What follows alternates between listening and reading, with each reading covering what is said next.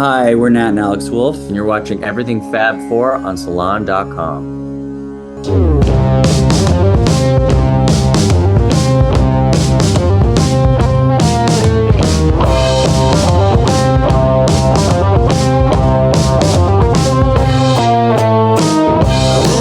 Welcome to Everything Fab Four, a podcast focused on fun and intelligent stories about the enduring cultural influence of the Beatles. I'm your host, Ken Womack, music culture columnist for Salon.com and a Beatles scholar and historian.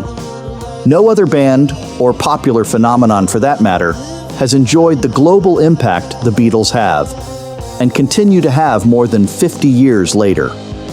They are part of our human fabric. They created music that continues to bring people together, and just about everyone has their own Beatles story to tell, some that are surprisingly deep and unexpected.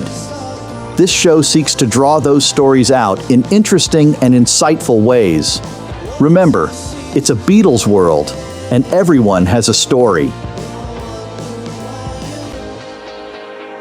And I remember being backstage with my parents and just watching little Richard. You know, I got to sit with him at the piano, and he was like, "Is this what you want to do, little girl? You want to sing?" And I was like, "Yeah." And so he was singing, and I was like, "Okay," and I'm singing. Being around those type of people and seeing that was their lifestyle, and that music made them happy, and you can bring your family and your dogs and your people and your stuff, and you just roll on to the next city. Today's guest is American pop singer Tiffany. Born Tiffany Renee Darwish, she loved to sing from a very young age and began performing at country and western venues as a child. In 1984, record producer George Tobin heard a demo tape of Tiffany singing and signed her to a contract. In 1985, she competed on the TV show Star Search and finished in second place. Her big break came in 1987 with a creative promotional strategy. Rather than relying on traditional radio promotion, Tobin sent her on a tour of shopping malls across the country, which proved to be a brilliant idea. At just 16 years old, Tiffany made history by becoming the youngest female artist to top the Billboard charts with her debut album. Her cover of I Think We're Alone Now spent 2 weeks at #1 on the Billboard Hot 100, and her follow-up single, Could Have Been, also claimed the top spot. She famously scored a top 10 hit with a cover version of the Beatles' I Saw Her Standing There. After her initial wave of fame subsided, Tiffany continued to evolve as an artist. She pushed her creative direction forward through projects like Rose Tattoo, which drew from her Nashville roots, and A Million Miles, where she took on a co-producer role. By the release of her 10th studio album, Pieces of Me, she had refined a signature blend of rock edge and pop sensibility.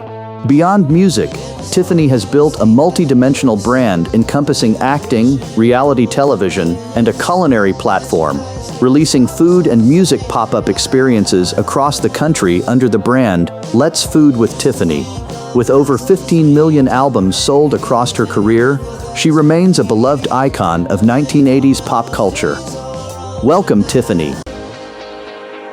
Did you come from a musical family? I did not come from a musical family. I was the only one. I had a cousin who self-taught guitar, jazz guitar. But other than that, no, I was the only one in my family who did music. A trailblazer. Yeah, or, I don't know. At the time, I annoyed my family because I wouldn't stop singing.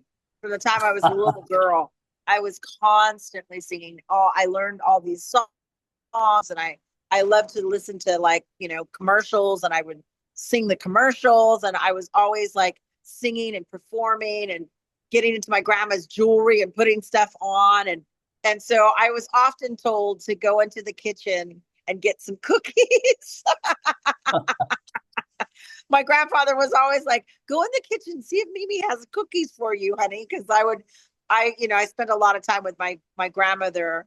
And so, I would learn a song, and then I would just keep performing it all day long, perfecting it throughout the day. So they heard the same songs all day long. So by the time the evening rolled in and the evening news, my grandparents like to watch a lot of the news on TV. I would be like performing in front of the news, and they'd be like, "Get out of the way." So I'm glad it worked out because, like, literally, I put my family through a lot. So was the cookie kind of misdirection then, where they were trying to like uh shunt you aside? They really did. Yeah. My grandfather, I mean, now I laugh about it. I'm like, if I do a really good performance, I'm always hungry after. I don't know what this is about, but I always feel like I need a cookie after, or like an ice cream or something, like a treat. But yeah, it was associated, I think, with my grandfather, who was just always trying to shoo me into the kitchen away from his TV.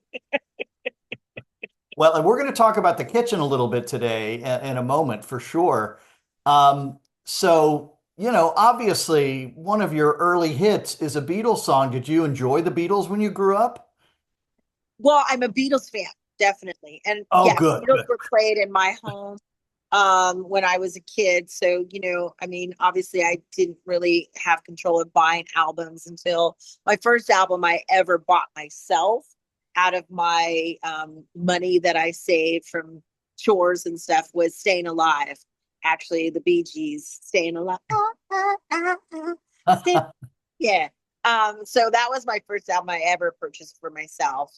But prior to that, I listened to a lot of, my records and albums from my parents. And we had one of those very long, looked like almost like a I don't know, like a cabinet. And then you Like a opened it up. console, right? Yeah. And then you had the record player and you had the 8-track tape and everything on the side. And then the speakers were in the front. So I used to like steal their records. My parents were okay with me listening to their records as long as I didn't scratch them. But I played a lot of the Beatles. My dad liked the Beatles. He loved Buddy Holly. My mom was a huge Elvis fan. Mm. So I was listening to a lot of Elvis. My grandmother was Fats Domino. My aunt was Marvin Gaye. So these were like my go-tos. And then of course, everybody loved country music. So I started to learn songs. And the first songs that I learned were like Stand By Your Man, Tammy Wynette, a lot of Emmylou Harris, and a lot of Loretta Lynn. That became my set list when I was a young Mm. singer. Well, and you grew up like myself. We grew up in this really rich period. The 70s into the 80s is quite a dynamic time, isn't it? I mean, you have so many premier artists, the singer-songwriters are still doing it. You've got these new elements coming in. You mentioned disco. It was a really rich period to grow up in. You could like everything, couldn't you? Well, you can, and I still do. I mean, I don't know any different. I'm so diverse in my musical styles. And I've always been that way. I had an older cousin who got me into more rock music. I mean, again, she would go and see her dad on the weekends, and my aunt would let me come over to their house, and I would sneak into her bedroom and get all her vinyls out and play Stevie Nicks and Pat Benatar and Heart and Led Zeppelin and AC/DC. So, I became a true rocker later on before I even had my record deal. Probably about 12 is when I really became more into hard rock. But before that it was country music, and I've always loved like Marvin Gaye. I've always been a Bob Dylan fan since I was a little girl. Mitchell, always loved Joni Mitchell. So these are kind of been my base really as growing up, and still those are the songs that I go to. Do you have any Beatles albums you still go to this day? Well, I just, now we have playlists. That's So right. I just go on my thing and I can listen to as much Beatles as possible. So obviously we're on tour, so we do a lot of driving right now. So that's kind of the magic of it, is really you can just do these playlists and pull up. So we had a Beatles day just, a couple of days ago where we were all jamming to the Beatles and just listening to, and everybody had their favorite album or their favorite song. And and yeah, it was kind of funny because everybody had such different tastes. My sister's a huge youth Beatles fan, and her fiance actually kind of does the swept hair, and he does like more of the Beatles style. So we Ooh. stopped to get like coffee, and the lady giving us coffee was like, she asked my brother-in-law, she was like, so who are you dressed as today? Like what character? Like what Beatles character? And he was like, oh no, this is just me. But he does look like he's trying to dress like the Beatles. It's very funny. But he is a huge Beatles fan. So we kind of got a chuckle out of that. And that's what spawned on us listening to the Beatles for the next 4 hours in the car. So, well, then what is the big break that made this whole crazy story happen? What was the moment when this kind of became your calling and your career, other than those moments with your grandparents when obviously you were pairing costumery with your latest song? Well, I mean, my mom was a single mom for a while. My dad was, still in the picture, but they were divorced. So my dad went from California back to New York, and he traveled a little bit for his job. So my mom moved in with her parents. So I was raised, between my mom and my grandparents. And she started dating a guy, my stepdad, who eventually they got married when I was 9 years old. But they started dating when I was about 5. Hmm. And once they married, and I was in the same household with my stepdad, he just noticed I always sang. I mean, that was just my thing, constantly singing. Our neighbors across the street were in a band, and they became really good friends with my parents, and their daughter became my bestie. We're still friends today. And her parents always put on parties. There was always a piano, and they were singing. And one day they said, well, you know, Tiffany, would you like to sing? Because I was always watching them practice.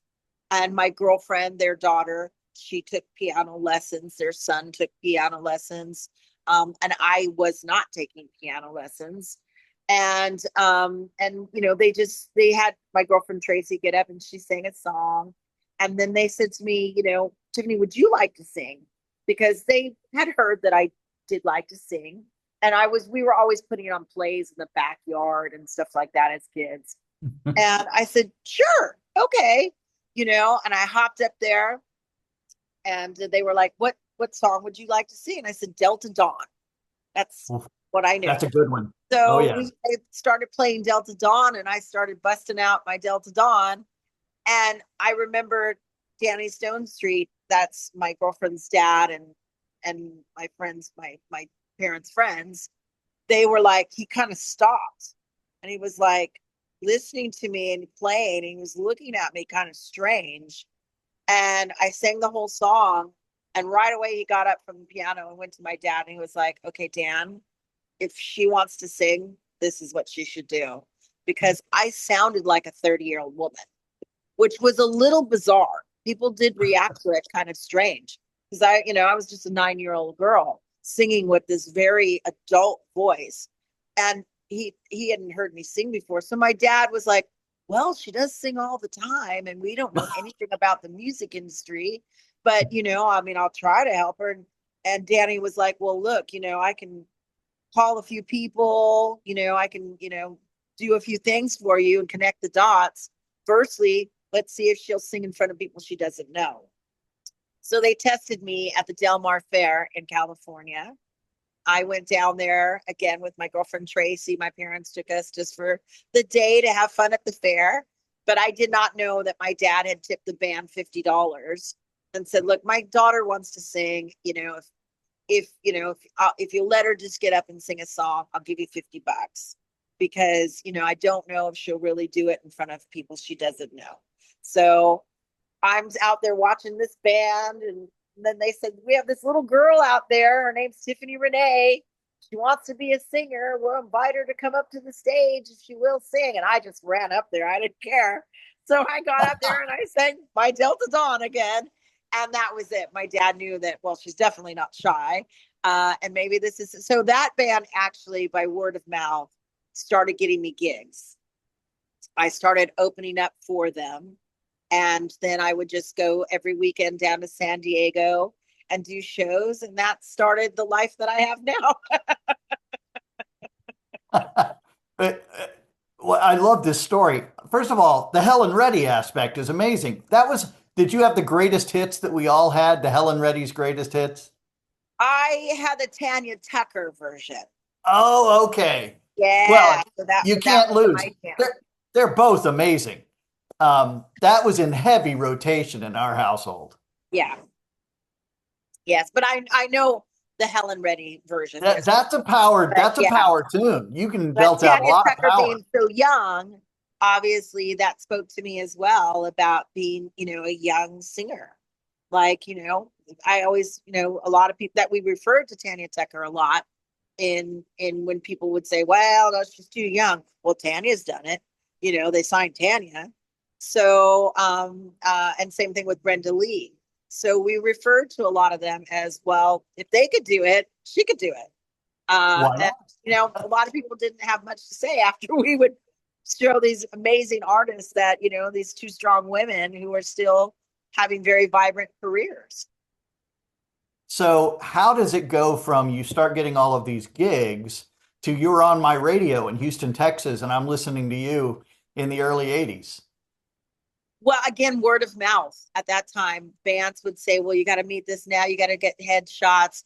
You got to get a demo tape. My parents, again, didn't know anything about this. So one of the band members would say, oh, I got a studio. You got to come in and just record some of your favorite songs, and we'll start there. And then, of course, people would approach us. Oh, I can write some songs for your daughter.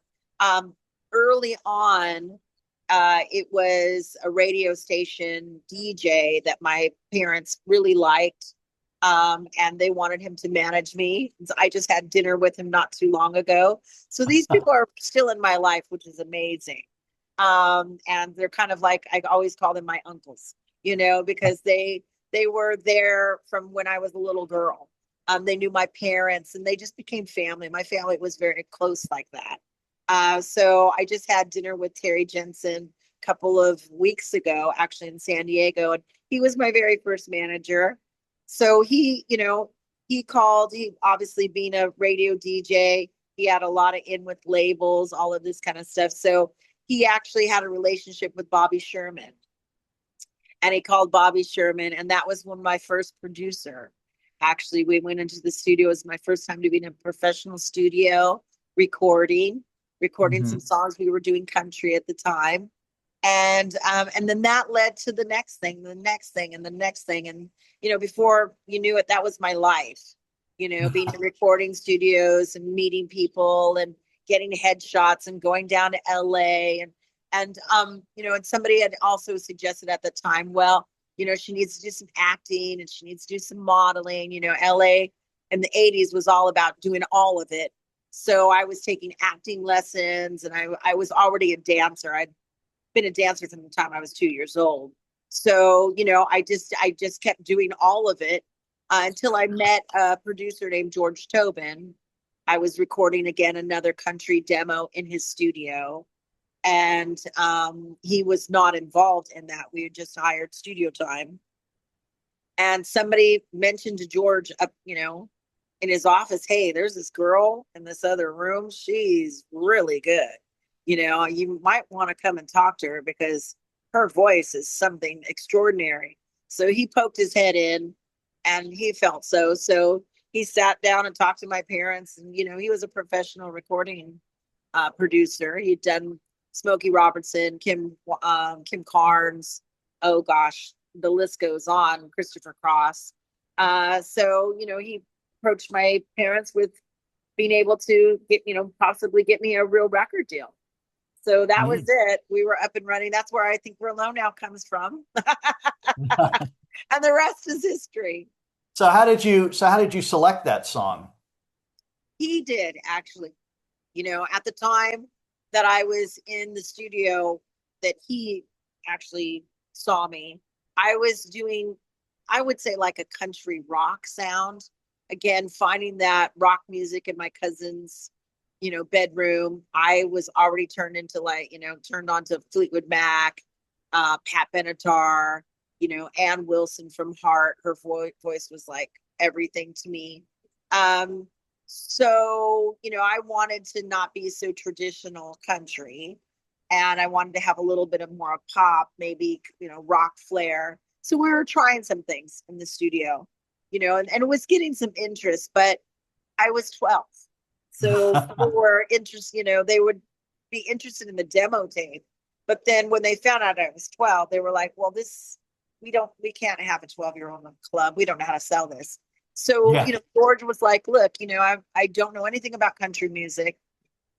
I want, rock sounds cool, but you're too young. And, I want to take you in a pure pop direction. So I saw him standing there. He brought, I think we're alone now, and for me, I love the songs, of course, being a Beatles fan as well. But, I really wanted to show that I could sing. So that's where Could Have Been came into play for me. And songs like All This Time, they to me were the foundation of what I was looking for, because it really showed me as a singer, as a vocalist.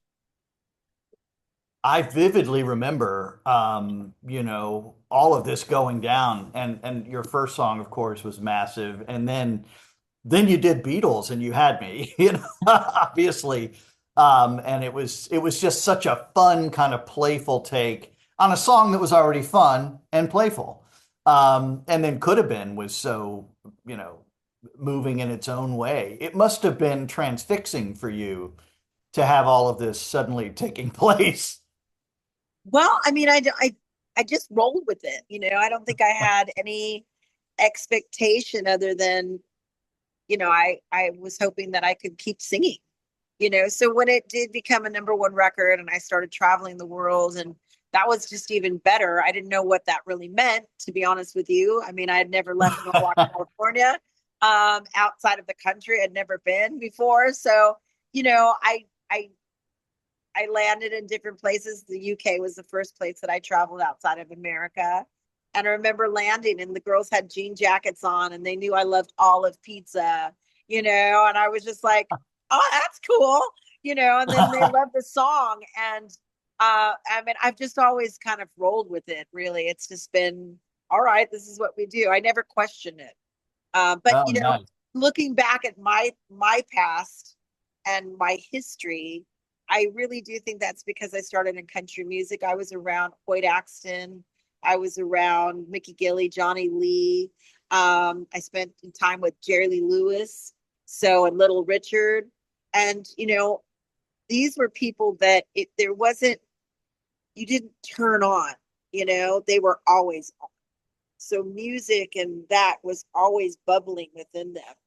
And I remember being backstage with my parents and just watching Little Richard. I got to sit with him at the piano and he was like, is this what you want to do, little girl? You want to sing? And I was like, yeah. And so yeah, he was singing and I was like, okay, and I'm singing, whatever, we were making stuff up.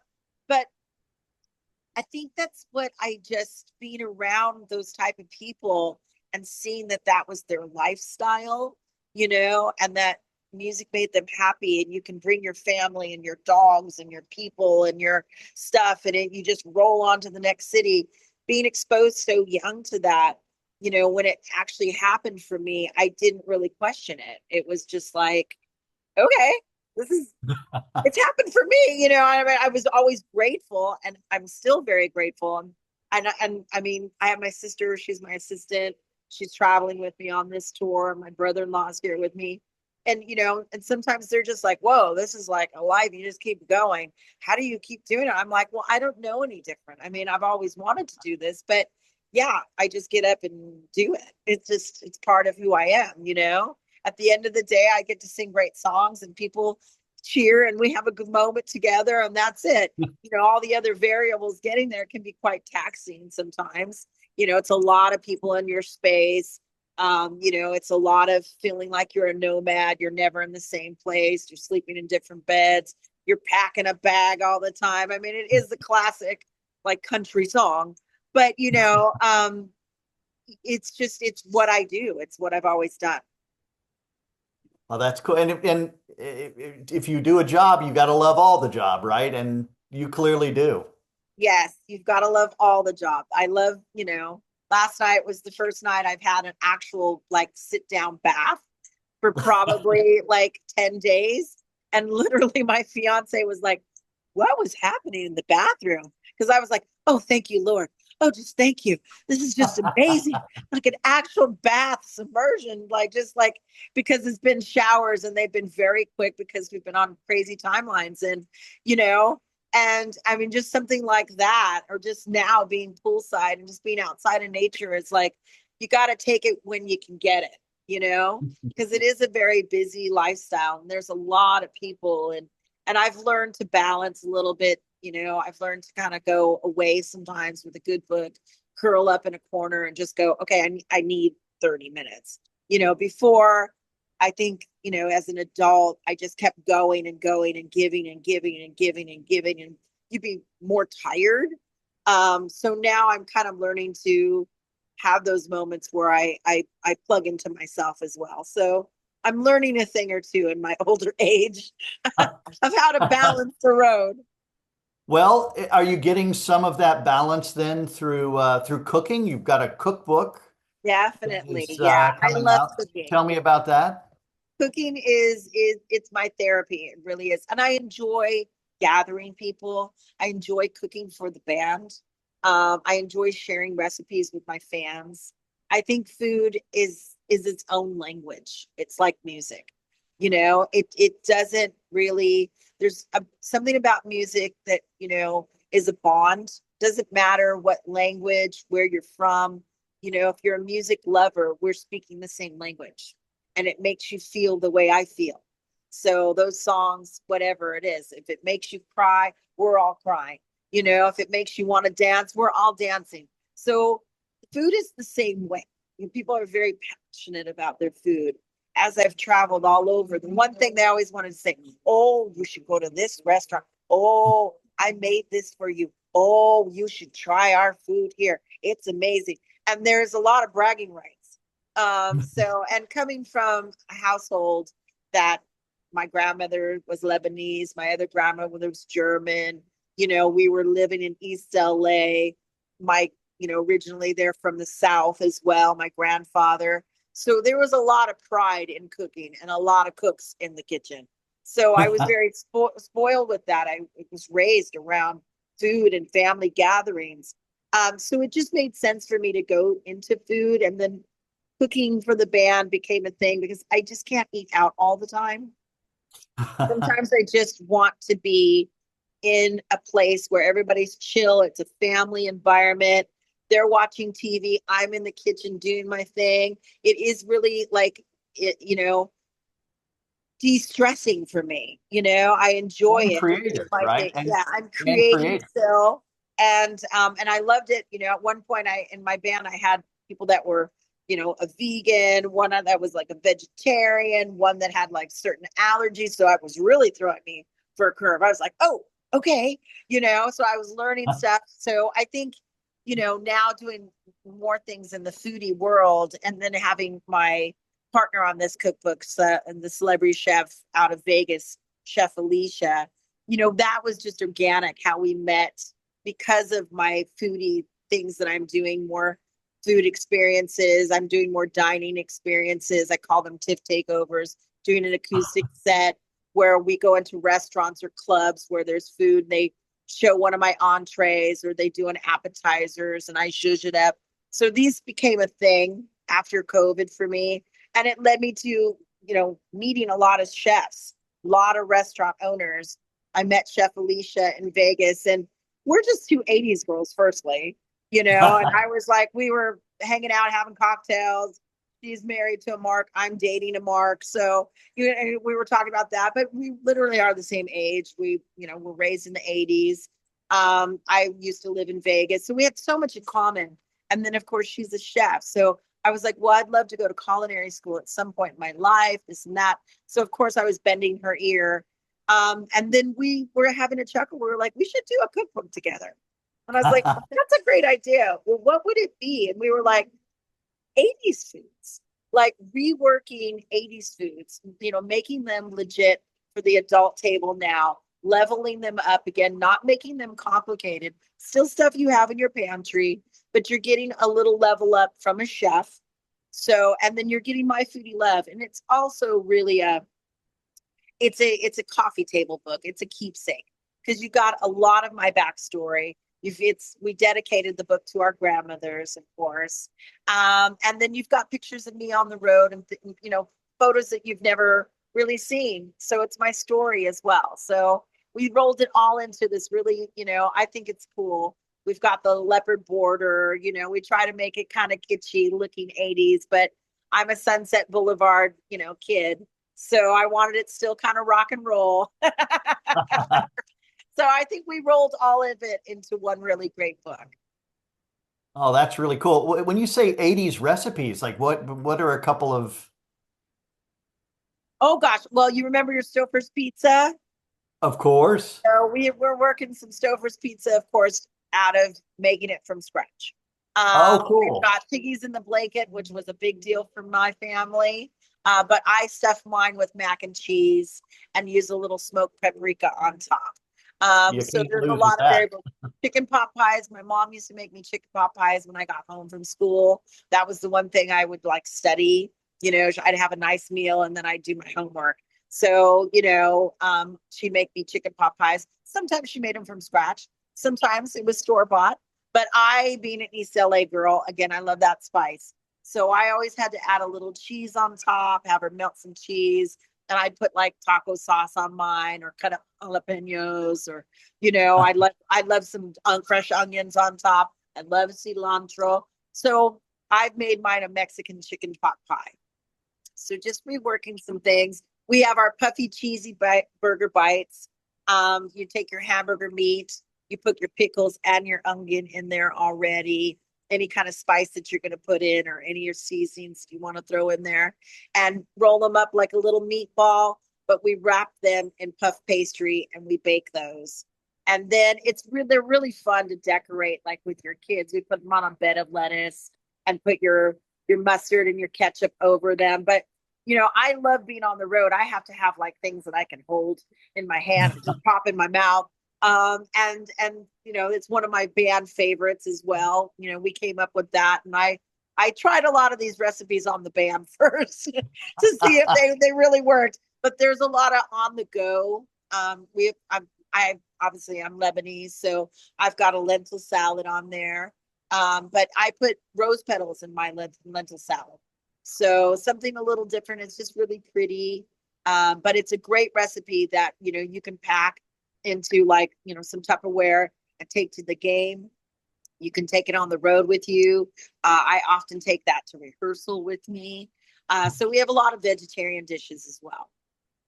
That is so cool. And it's such a great way to bring people together. And if you can't use your band for that, what are they there for? Well, this is they were my taste testers.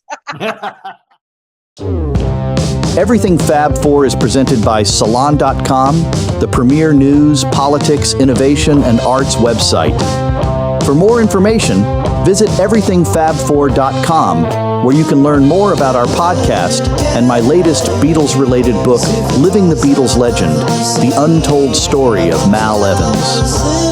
The Everything Fab Four theme song, Seize the Day, is provided courtesy of Black Rabbit, the high-octane Beatles cover band, an innovative psychedelic rock project from Rockaway Beach, Queens in New York City.